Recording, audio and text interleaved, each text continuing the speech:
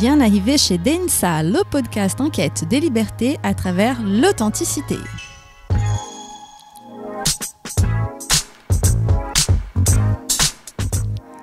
Et pour commencer, en toute sincérité, je suis un peu triste de vous dire que pour cet épisode, on n'aura pas de témoignages à la fin parce que tout simplement, j'ai oublié de vous demander de m'envoyer vos témoignages. Donc, je ferai peut-être une petite campagne de communication pour vous inviter avec plus de véhémence à participer de ce podcast.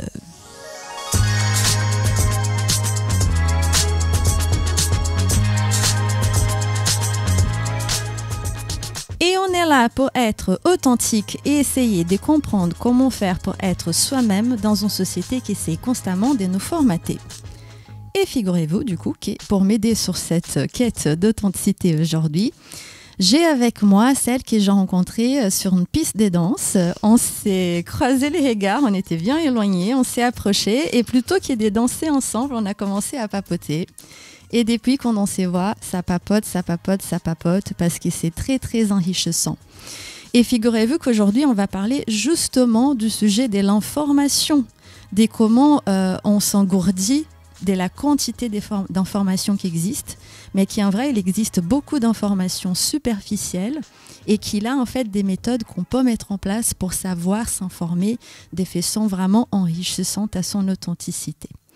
Et la personne avec moi là aujourd'hui, c'est une chercheuse. Chercheuse de quoi ? Bah de tout. C'est fascinant. C'est une sorte d'Alice au pays des merveilles qui trouve les trous, trouve des lapins et les suit et découvre plein de merveilles. Mais le truc génial qu'elle fait aussi, que je trouve, c'est qu'après qu'elle part dans ses aventures infinies, bah, elle collecte des images, des sons, des textes, des poèmes, des sensations et elle nous amène ça dans une forme de transmission, voilà, d'information.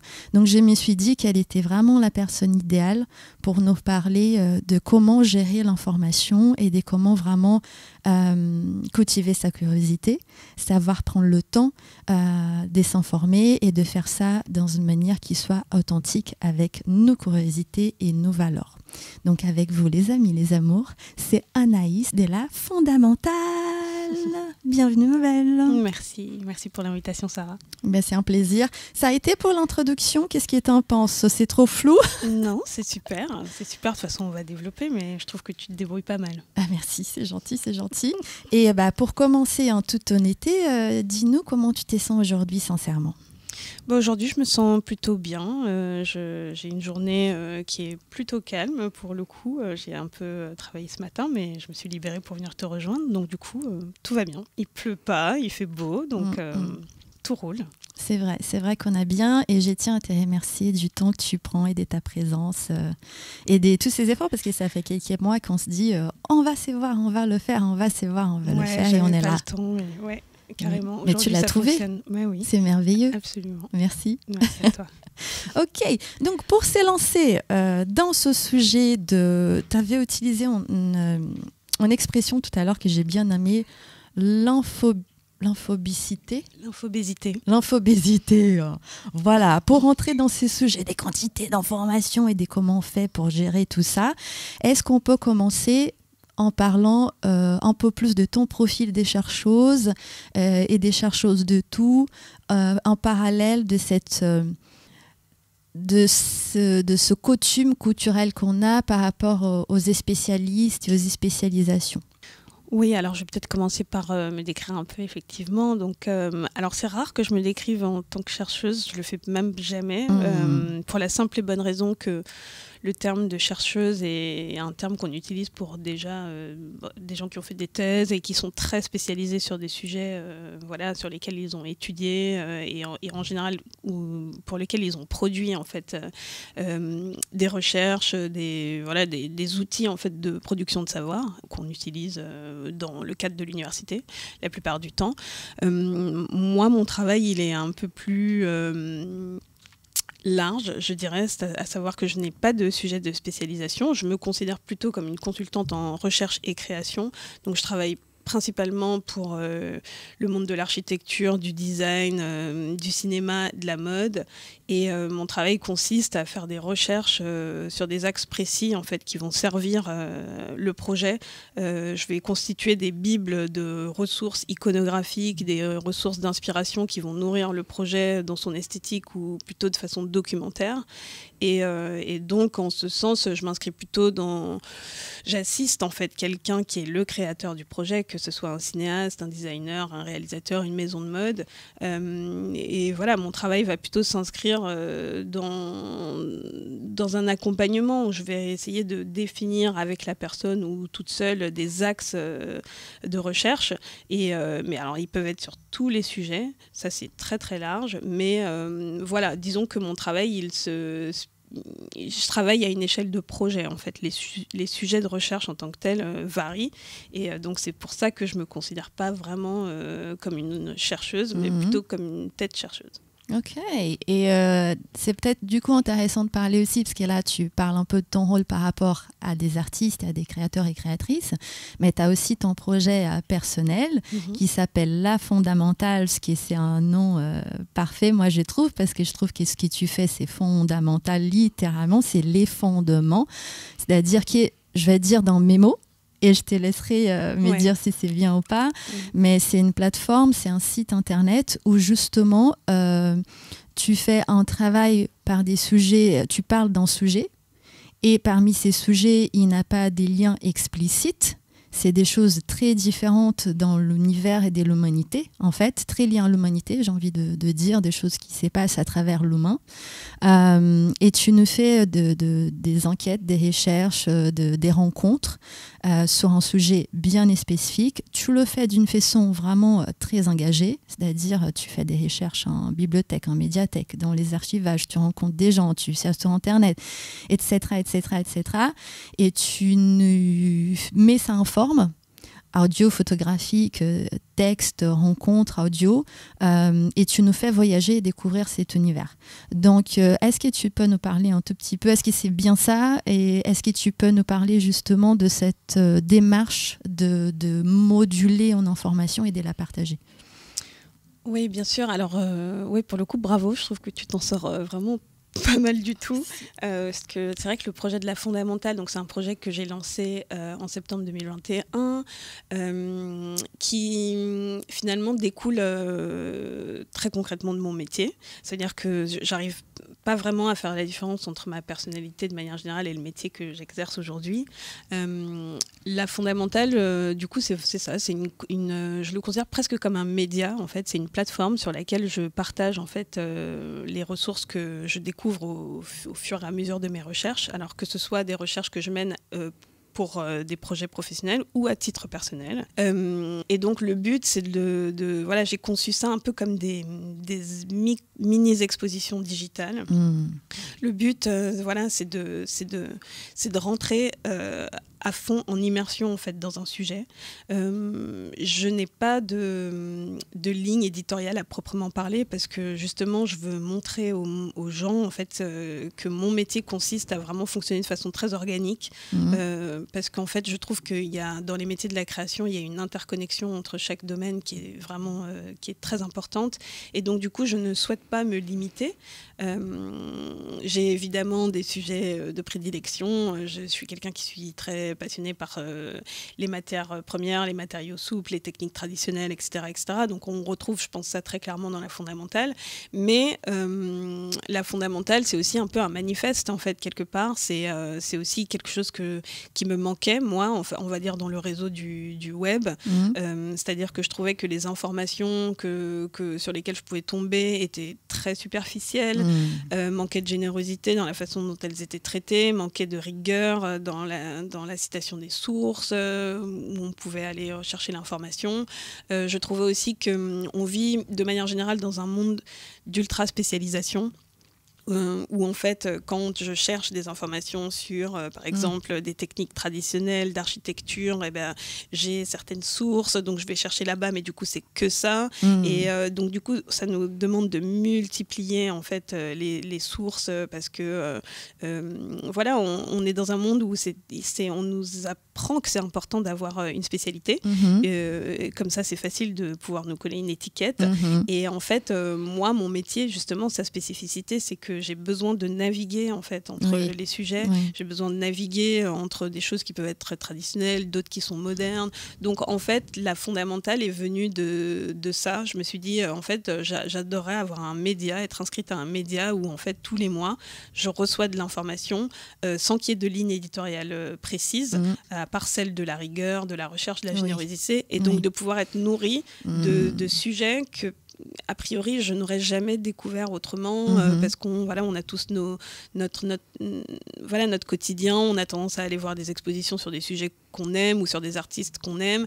Et en fait, on a très peu de temps finalement pour aller explorer des chemins divers. Et donc, la fondamentale, c'est un peu ça l'idée. C'est de nourrir et de montrer que un sujet, par exemple, a priori textile, en fait, il peut y avoir des ressources audio, des podcasts qu'on peut écouter, peut-être une playlist que je vais composer, que la thématique va m'inspirer, etc., etc. Et donc, du coup, selon ses appétences, si on est peut-être plus attiré par la musique ou peut-être qu'on est plus attiré par les formats courts, qu'on aime écouter des podcasts sur notre vélo, etc., en fait, tout le monde peut un peu y trouver son compte. Voilà. D'accord.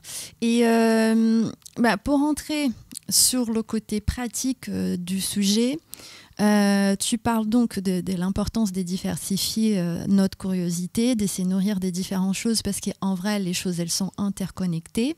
Il existe aussi une démarche très liée au capitalisme qui est justement celle d'un peu habituer les gens d'aimer toujours les mêmes choses et de s'intéresser toujours aux mêmes choses parce que ça rend beaucoup plus facile de créer un produit très stéréotypé et de le vendre beaucoup plus facilement parce que si tu prends en considération l'authenticité des gens, donc l'individu et la complexité et la richesse que le goût d'une personne représente, c'est vrai que ça serait beaucoup plus compliqué de créer des produits qu'on peut vendre en masse en fait.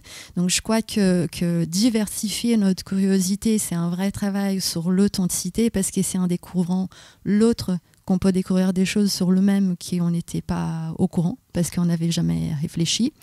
Mais là-dessus, c'est vrai que ça, c'est beau, c'est bien, mais qu'on est dans une ère, dans un monde, dans un moment où on est envahi par des réseaux sociaux qui font en sorte que l'information, elle est de plus en plus courte, de plus en plus rapide, et qu'il faut que ça soit rigolo, que ça soit choquant. En tout cas, il faut que ça te cause une sensation forte dans une courte période de temps et que ça s'enchaîne, en fait. Tu vois, les petits vidéos s'enchaînent, les petits articles aussi, ça s'enchaîne. Et j'aimerais savoir déjà comment on peut faire pour gérer cette quantité d'informations, comment on peut éventuellement faire le tri et comment on peut nous-mêmes comprendre qu'on est en position d'aller aussi chercher cette information et qu'on n'a pas besoin de rester dans cette position passive à essayer de voir. Franchement, c'est un sujet passionnant, je pourrais en parler pendant des heures. Je pense que, effectivement, je pense qu'on est dans une ère du divertissement, en fait. Les gens ont peu de temps, on travaille beaucoup, on est dans cette société capitaliste où tout va à 200 à l'heure. Et en fait, on se met soi-même dans cette position de passivité, telle que tu l'expliques, très simplement. En fait, on ouvre notre application Instagram ou autre, et on est nourri, submergé de contenus qui sont du pur divertissement. Même l'information à proprement parler, la culture générale, c'est des formats courts qui doivent être un peu croquants, un peu rapides. Et pourquoi pas, hein, je veux dire, j'en consomme comme tout le monde, mais le problème, c'est que ça peut pas se limiter à ça. Et en fait, là-dedans, je trouve qu'on nous donne plus les outils pour pouvoir se débrouiller seul, pour pouvoir aller chercher un peu plus loin. Justement, dans cette énorme quantité d'informations, on n'arrive plus non plus à retrouver quelles sont les sources, en fait, qui a fait ce projet-là. Alors, les images sont très fortes, on est dans un monde où tout doit être très visuel, mais la culture visuelle ne suffit pas, selon moi. Et je pense aussi que, mais ça c'est mon avis très personnel, je pense qu'il y a aussi comment je pourrais dire, des clichés en fait qui sont véhiculés autour du monde de la création, par exemple des métiers de la création. Moi je sais que je travaille souvent pour des projets où les gens ont l'impression que par exemple si je travaille pour un architecte, on va souvent me dire ah bon mais c'est drôle, ce sont pas les architectes eux-mêmes qui cherchent ces informations là. En fait personne n'a le temps en fait de se donner le temps de faire la recherche de façon très profonde et en fait la création ça vient pas comme ça tout seul en fait. Moi je crois pas tellement à cette idée d'un coup on se réveille le matin et puis on a l'idée voilà qui se présente à nous comme ça. C'est un travail acharné, c'est un muscle aussi qu'il faut entraîner. Et du coup, pour ça, il faut avoir vraiment une forme de rigueur intellectuelle et aussi se donner les moyens d'aller chercher autre chose que ce qu'on nous montre. Parce que ce qu'on nous montre, finalement, c'est que la tendance. Ça veut dire que on est dans des boucles d'algorithmes où les choses se reproduisent, où du coup, quand on reçoit une image et qu'on a l'impression de l'aimer, il faut savoir qu'il y a 10 000 autres personnes qui ont reçu cette même image et que cette même image, bien sûr, elle pourra générer des idées pour les uns et pour les autres qui seront très différentes, mais on ne peut pas se limiter à ça aujourd'hui pour avoir quelque chose qui est vraiment qui est original, qui crée des sensations fortes chez les gens. Il faut aller chercher ailleurs, il faut aller chercher plus loin et je pense aussi que le consommateur ou le public sent les choses. Je trouve que les projets qui sont vraiment sourcés, où il y a beaucoup de références qui sont convoquées, où on apprend des nouvelles choses, je pense que ça se ressent et que ça fait la différence, que ça soit même dans une collection de vêtements. On pourrait croire que la mode c'est très superficiel, mais ça ne l'est pas du tout. Je pense que dans une collection de vêtements, il y a beaucoup de choses qu'on peut véhiculer et ça, voilà, c'est pas tout le monde qui sait bien le faire et pour ça, ça demande de s'extraire de ce monde d'immédiateté et d'aller chercher plus loin. Et on peut d'ailleurs justement sur ça parler de la fameuse dopamine, c'est-à-dire que c'est ce que les réseaux sociaux ont bien compris, c'est que quand tu regardes une information, les algorithmes, ils comprennent les trucs qui te font plaisir, à savoir des fois les choses qui te révoltent, c'est aussi quelque chose qui te fait plaisir parce que ça te confirme dans tes convictions et du coup les algorithmes ils comprennent ça, ils nous nourrissent, ils nous donnent des petits trucs à manger très rapides qui nous donnent un petit coup de dopamine et qui fait qu'on se sent validé et bien sur le moment. Mais du coup, ce sont des informations très répétitives qui se ressemblent beaucoup, qui sont superficielles, qui ne sont pas enrichissantes et qui, en plus, quand on s'informe comme ça, en fait, c'est des informations qu'on ne mettra jamais en pratique parce que c'est trop superficiel. Ce qui est fascinant dans les informations, en fait, et dans la transmission, c'est qu'on apprend des choses en lisant des trucs qui ont déjà été cherchés ou des choses qui ont déjà été faites. Dès qu'on a cet intérêt, cette curiosité de s'informer, on est en train d'apprendre des choses. Et là, on est dans une ère où les choses sont tellement superficielles qu'on passe énormément du temps à regarder des, entre guillemets, informations, sauf qu'on n'est pas vraiment informé parce que qu'est-ce qu'on en fait de ces choses-là, finalement? Et ce qui, moi, je vois qui s'est fait de ces choses-là, malheureusement, c'est surtout la mauvaise information et les fake news et des fois des gens qui ont des opinions formées par des choses extrêmement superficielles et pas du tout plongées et réfléchies et étudiées et partagées et qui commencent à dissiper des fausses informations. Moi, j'entends beaucoup de choses comme ça dans le milieu du véganisme, par exemple, parce que le lobby, tout ce qu'ils veulent, c'est que les gens continuent à consommer comme ils consomment. Du coup, il a plein de fake news ou sinon des informations qui manipulent, qui met dans un prisme. On avait d'ailleurs évoqué ça sur la politique, qui met dans un prisme spécifique pour qu'on les comprenne d'une certaine manière, qui ça nous fait peur de manger vegan et ça pour les conflits mondiaux, ça marche quand même comme ça.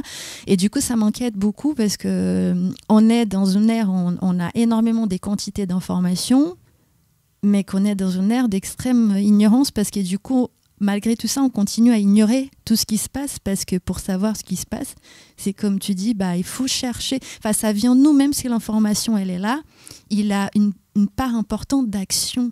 Et on est dans un moment où l'information, on le prend de forme passive. Ouais. Et je crois que c'est pour ça aussi qu'on se sent écrasé par tout ça. Parce qu'on a ces petits shots d'endopamine, mais la plupart des gens se sont dépassés.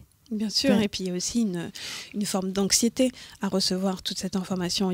En fait, ça crée des sensations où on se sent absolument submergé de choses. En plus, ça crée une forme de conformisme. Ça veut dire que si on a l'impression qu'on ne se reconnaît pas dans les dernières modes ou dans les informations qui circulent, on n'a pas envie, on se sent isolé à croire ce qu'on croit ou à être ce qu'on est. Donc du coup, au fur et à mesure, je veux dire, combien de fois ça nous arrive de voir des nouvelles modes voilà, sur les réseaux sociaux ou ailleurs, hein, partout à la télé, dans les magazines, et au final de finir par vouloir acheter cette même jupe ou cette même type de paire de chaussures. Au début, on l'aimait pas spécialement, mais à force de le voir partout dans la rue, on finit par se conformer, à se dire que c'est pas si mal.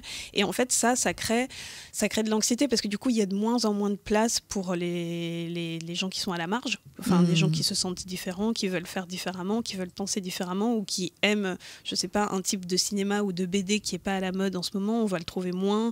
Et donc, en fait, tout ça finit par créer une forme d'anxiété. Et donc, il faut savoir un peu se déconnecter de ça, mais il faut aussi avoir l'envie de le faire, et ça demande, c'est comme voilà, se mettre au sport.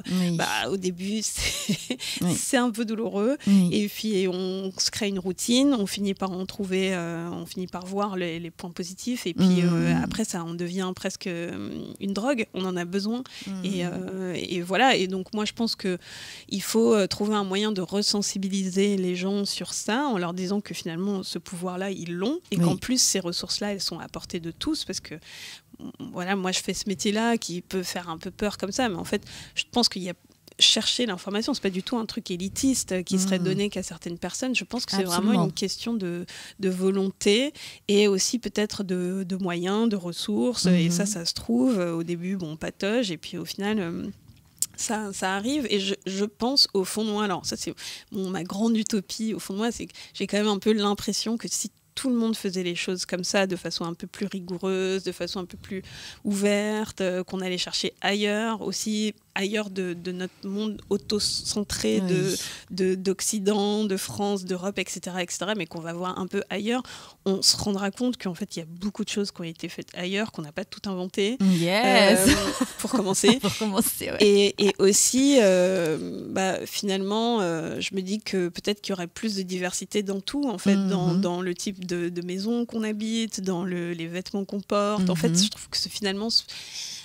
ce monde tel qu'il est, je pense qu'il manque un peu de diversité. Oui, et la diversité, pour moi, j'insiste beaucoup sur ce podcast de l'authenticité. Pour moi, la diversité et l'inclusion, elles sont fondamentales pour l'existence de l'authenticité, parce que moi, je considère, par exemple, moi, j'ai vécu dans plein de pays et j'ai découvert énormément de choses sur moi-même quand quand j'ai connu autre chose. Tu vois, quand je suis restée dans la même chose, j'étais ignorante, pas mal ignorante de plein de facettes de moi-même, notamment de ma culture natale. Et une fois que je commençais à voyager le monde, en voyant d'autres façons de faire, d'autres façons de penser, là j'ai découvert des choses sur moi, et j'ai découvert des choses sur les autres, et c'est justement cette différence, cette diversité qui m'a beaucoup nourrie. Et j'ai envie de te poser une question. Si une personne qui nous écoute trouve tout ça super, oui, ça serait très bien que les choses soient comme ça, mais j'ai pas le temps. Qu'est-ce que tu dirais à cette personne ? Écoute, j'allais t'en parler justement parce que effectivement cette notion de temps, elle est hyper importante. Parce que voilà, je l'ai dit un peu plus tôt, on vit dans un monde où tout va très très vite, on a le temps de rien faire, mais en même temps, je sais pas, j'ai l'impression que le temps, c'est aussi une valeur qui est immuable. En fait, le 24 heures, c'est toujours 24 heures. C'est ce que j'ai dit. J'adore. Vas-y. Il y aura toujours 7 jours dans une semaine, et c'était déjà le cas il y a 200 ans. Donc, ce que je veux dire, c'est que ça dépend aussi... Yes, girl, you're saying what I like. Vas-y. Ça dépend aussi de ce qu'on veut faire de son temps, de quelles sont les priorités, ce qu'on décide de faire dans sa journée. Selon moi, j'ai pas l'impression que ce que je fais, ça me demande plus de temps que ce que les autres font. Je le fais différemment. Il y a peut-être des choses que je laisse de côté, c'est sûr. Mais de manière générale, je pense que au contraire, je pense peut-être qu'on gagne du temps à finalement se dire mais je cherche par exemple de l'information sur je sais pas, un événement, un fait divers qui se passe aujourd'hui. Voilà, il y a plusieurs façons.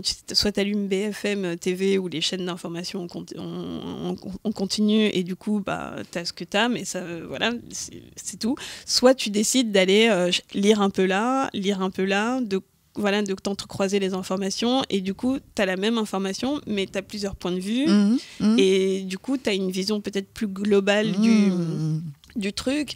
Tu peux aussi je sais pas, je crois pas que ça prenne vraiment beaucoup de temps d'aller en bibliothèque ou dans une médiathèque. Je sais que les gens passent énormément de temps sur internet et je le fais comme tout le monde, mais en fait il y a plein d'informations qui ne sont pas que sur internet. Sur internet aussi il y a beaucoup de choses qu'on ne peut pas vérifier. Moi je fais toujours une partie de recherche sur internet, mais j'aime bien sortir. En fait il y a énormément de productions de livres, de thèses, d'articles, de magazines. En fait, il y a beaucoup de choses ailleurs et on peut aussi rencontrer des gens. Enfin, je veux dire, chaque personne aussi, il y a certaines personnes qui se sont intéressées à certains sujets. Ça sert à rien de se former pendant 3 mois là-dessus et de se dire oh là là, voilà, je fais face à la quantité de savoir que je n'ai pas encore et tout ça. Mais en fait, prends ton téléphone, cherche des personnes qui se sont renseignées là-dessus, rencontre-les. En 1 heure autour d'un café, elles vont te donner des pistes. Et en fait, il y a aussi cette espèce de truc-là. Je pense qu'il faut réfléchir à la façon dont on utilise son temps. Le temps, évidemment, n'est pas... voilà, mais il faut redonner le temps au temps. Et je pense que moi, c'est une valeur que je trouve importante, que j'essaye de réintroduire, alors non sans mal, mais dans le monde de la création, parce qu'on vit aussi... Enfin, moi, voilà, je travaille sur des échelles de projets où il n'y a jamais assez de temps, au final. Et on fonctionne voilà, sur des principes de rétro-planning. En fait, on a une date butoir et puis en fait on enlève le temps que ça mettrait pour faire ci, pour faire ça, et puis le temps qui reste c'est le temps de la recherche qui est en général rien. Et donc j'essaye d'expliquer en fait qu'on peut faire les choses aussi différemment et que le temps de recherche on peut aussi le faire différemment avec d'autres sources, avec une méthodologie aussi que j'ai développée et tout ça. Et donc ouais, je sais pas, pour moi cette question de temps, c'est pas vraiment là quel sujet, c'est plutôt les décisions, la volonté en fait. Quelle volonté il y a vraiment derrière. Et dans une histoire, je crois, de mindset, on a beaucoup l'habitude aussi de penser qu'on n'a pas le temps. Ça, c'est une phrase que j'entends beaucoup et à chaque fois, je me dis, mais on a toutes et tous le même temps, on vit dans la même planète qui tourne à la même vitesse, enfin bref. Et j'ai eu une invitée, Wakanda Etini, qui est compositrice DJ, qui a installé dans son téléphone l'application qui compte le temps qu'on passe dans les réseaux sociaux. Et elle, comme moi, elle considère qu'elle n'est pas beaucoup dans les réseaux. On est plein des gens comme ça. Et pourtant, elle a découvert qu'elle passait une moyenne de 12 heures par jour. Juste d'aller voir et venir, tu vois, c'est décortiqué. Mais ensemble, ça fait 12 heures par jour. Et elle m'a dit, putain, 12 heures par jour, c'est énorme. Et du coup, qu'est-ce qu'elle a fait ? Elle a, pendant, je sais pas, un mois, un truc comme ça, elle a mis de côté cette histoire des réseaux. Et pendant ces 12 heures par jour, elle se mettait dans son studio et elle disait je vais essayer de faire une création, ces 2 heures ça sera pour la création. Et c'était très touchant parce qu'on avait une fête d'Ensa et elle allait faire un DJ set et du coup elle est arrivée avec une playlist qui est des musiques qu'elle a créées dans ces mindsets là, tu vois, ces 12 heures ça m'appartient, est-ce que j'ai envie de passer ces 12 heures en regardant dès l'information superficielle, rapide, il a des choses intéressantes et bien aussi, hein. C'est pas pour dire que tout est mauvais, mais c'est juste pour appuyer sur ce que tu dis, que le temps, on n'est pas si victime du temps et de la rythmique de la vie moderne qui est ça, et qu'on peut faire des choix qui sont plus en bonne santé pour notre mental et pour notre émotionnel aussi par conséquence. Ouais, et j'irais même plus loin, c'est l'idée que le temps, on n'est pas obligé de le remplir tout le temps non plus.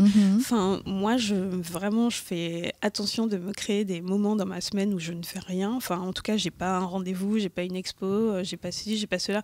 C'est comme dans les espaces, on n'est pas obligé de remplir tous les vides dans une pièce parce qu'il y a de la place au mur ou au sol.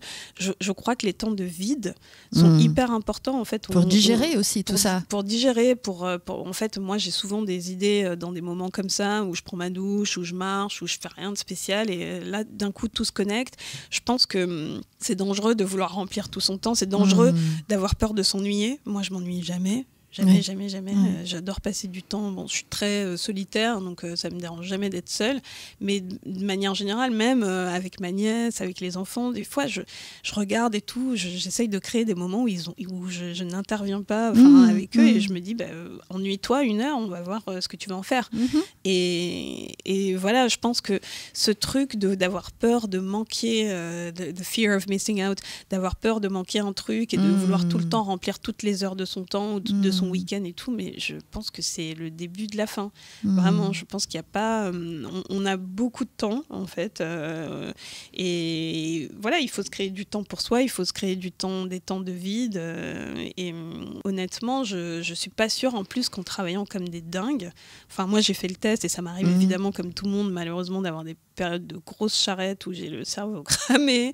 Des fois, je me dis, je ne sais pas si je suis autant efficace qu'une journée où je me dis bon, tu commences à 10h ou 11h, tu vois, je vais au travail à mon atelier à vélo, puis je prends du temps pour prendre un bon déjeuner, peut-être m'arrêter dans un parc ou aller voir un petit truc, une petite expo et me mettre à travailler après. J'ai l'impression que des fois étirer ces journées, on est moins productif, moins concentré, on peut pas être concentré, enfin le cerveau humain n'est pas fait pour être comme ça, pour travailler pendant 10 heures. Donc je pense qu'il vaut mieux 5, 6 heures, 7 heures bien conçu que de vraiment se griller la cervelle pendant des heures, au moins en se disant ah bah ça va, là j'ai fait une bonne grosse journée. Honnêtement, je crois pas que ce soit très utile. Ouais.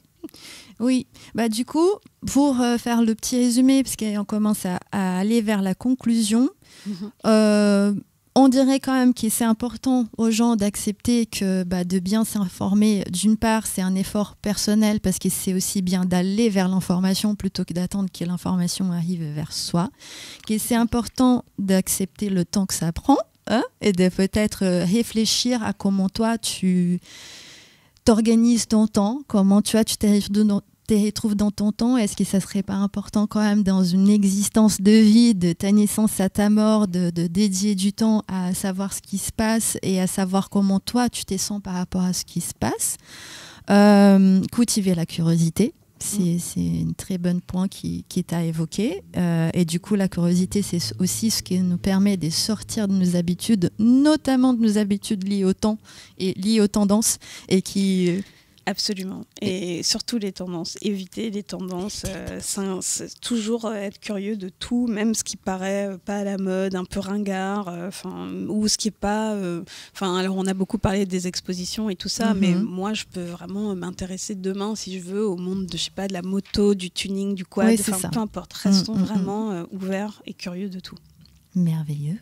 Et sur ça, ma chère, la dernière petite question du podcast pour toi, c'est... Non, avant de faire cette question, j'ai envie quand même de partager avec l'audience ce qu'on s'était dit en off, qu'on en a pris notre café, qui est dorénavant, en fait, moi avec Densa, on a déjà fait ça au dernier épisode. J'ai envie de vous créer des ressources écrites en parlant justement de l'information et de la forme de l'information, et qui est des fois une vidéo en audio ne se suffit pas. Moi, comme Anaïs, je suis quelqu'un qui croise les médias parce que c'est pas parce que ça me fait rigoler, même si ça me fait aussi plaisir, mais je considère que quand on croise les choses et qu'on mélange les choses, elles sont plus riches et que c'est nécessaire la diversité, en tout cas pour moi en tant que créatrice.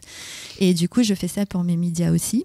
Et je considère qu'après une conversation comme ça, moi j'ai envie de vous proposer, pour que la chose puisse vraiment aller plus loin, un article où je vais mettre ces ressources-là, des façons plus en forme d'outils, comment on peut vraiment mettre ça en pratique pour que vous preniez votre temps aussi de réflexion, parce que ça c'est quelque chose qui vous appartient personnellement et je trouve que c'est important que vous ayez ce temps de réflexion à vous.